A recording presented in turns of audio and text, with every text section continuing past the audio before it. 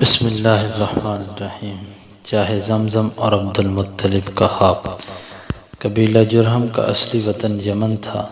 مشیت عزی سے یمن میں قحط پڑا، اس وجہ سے بنی جرہم معاش کی تلاش میں نکلے۔ اتفاق سے اثناء راہ میں اسماعیل علیہ السلام ان کی والدہ ماجدہ حضرت حاجرہ علیہ السلام سے چاہے زمزم کی قریب ملاقات ہو گئی۔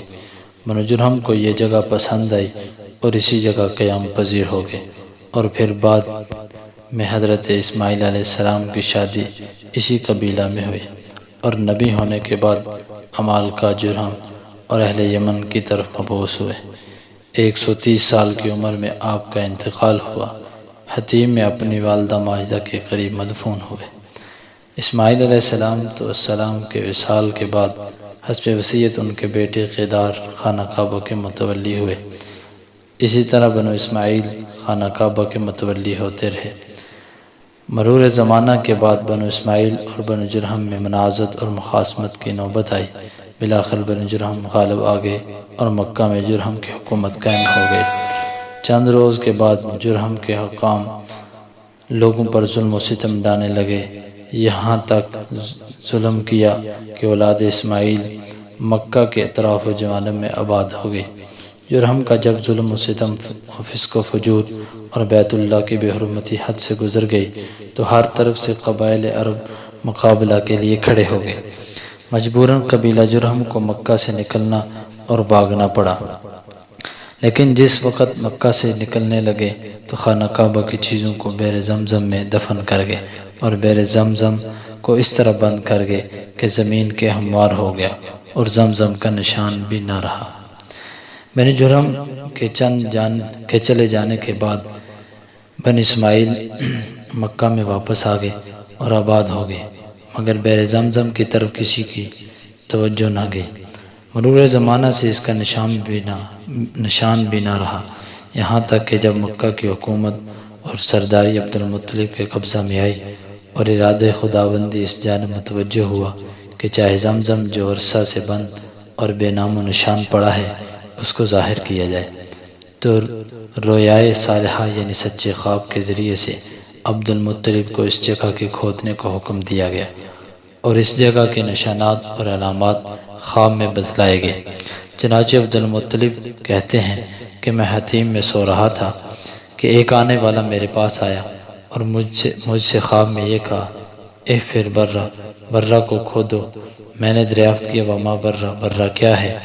تو وہ شخص چلا گیا۔ اگلے روز پھر اسی جگہ سو رہا تھا کہ خواب میں دیکھا کہ وہ شخص یہ کہہ رہا ہے، احفر المظنونہ، مظنونہ کو کھودو۔ میں نے دریافت کیا وما المظنونہ، مظنونہ کیا ہے؟ تو وہ شخص چلا گیا۔ تیسرے روز پھر اسی جگہ خواب میں دیکھا کہ وہ شخص یہ کہہ رہا ہے، احفر طیبہ، طیبہ کو کھودو۔ میں نے کہا وما طیبہ، طیبہ کیا ہے؟ تو وہ شخص چلا گیا۔ چوتھے روز پھر اسی جگہ یہ خواب دیکھا کہ وہ شخص یہ کہتا ہے، احفر زمزم، زمزم کو کھودو۔ میں نے کہا وما زمزم، زمزم کیا ہے؟ اس نے جواب دیا، وہ پانی کا ایک کنواں ہے کہ جس کا پانی نہ کبھی ٹوٹتا ہے اور نہ کبھی کم ہوتا ہے، بے شمار حجاج کو سراب کرتا ہے۔ اور پھر اس جگہ کے نشانات اور علامات بتلائے کہ اس جگہ کو کھودو۔ اس طرح بار بار دیکھنے اور نشانات کے بتلانے سے عبد المطلب کو یقین ہو گیا کہ یہ سچا خواب ہے، یعنی یہ رویائے صادقہ ہے۔ عبد المطلب نے قریش سے اپنے خواب کا ذکر کیا اور کہا کہ میرا ارادہ اس جگہ کو کھودنے کا ہے۔ قریش نے کھودنے کی مخالفت کی، مگر عبد المطلب نے مخالفت کی کوئی پرواہ نہ کی اور کدال اور پھواڑا لے کر اپنے بیٹے حارث کے ساتھ اس جگہ پہنچ گئے اور نشانات کے مطابق کھودنا شروع کیا۔ عبد المطلب کھودتے جاتے تھے اور حارث مٹی اٹھا کر پھینکتے جاتے تھے۔ 3 روز کے بعد ایک من ظاہر ہوئی۔ عبد المطلب نے فرشت مسرت سے اللہ اکبر کا نعرہ لگایا اور یہ کہا، یہی اسماعیل علیہ السلام کا کنواں ہے۔ پھر زمزم کے کھودتے وقت عبد المطلب کا سوائے اکلوتے بیٹے حارث کے اور کوئی یار و مددگار نہ تھا، اس لیے منت مانگی کہ اگر حضرت حق تعالی شان ہو مجھ کو 10 بیٹے عطا فرمائے جو جوان ہو کر میرے دست و بازو بنے تو ایک فرزند کو اللہ کے نام پر ذبح کروں۔ جب اللہ نے ان کی یہ تمنا اور آرزو پوری کی اور 10 بیٹے پورے ہو گئے تو ایک رات خانہ کعبہ کے سامنے سو رہے تھے تو خواب میں یہ دیکھا کہ ایک شخص یہ کہہ رہا ہے، اے عبداللہ اس نظر کو پورا کیجئے جو آپ نے اس گھر کے مالک کے لیے مانی تھی۔ عبدالمطلب خواب سے بیدار ہوئے اور سب بیٹوں کو جمع کیا اور اپنی نظر اور خواب کی خبر دی۔ سب نے یک زبان ہو کر یہ کہا، آپ اپنی نظر پوری کریں اور جو چاہیں کریں۔ عبدالمطلب نے سب بیٹوں کے نام پر قرعہ ڈالا۔ اس نے اتفاق سے قرعہ حضرت عبداللہ کے نام پر نکلا جن کو عبدالمطلب سب سے زیادہ محبوب رکھتے تھے۔ عبداللہ کا ہاتھ پکڑ کر قربان گاہ کی طرف چلے اور چھری ساتھ تھی۔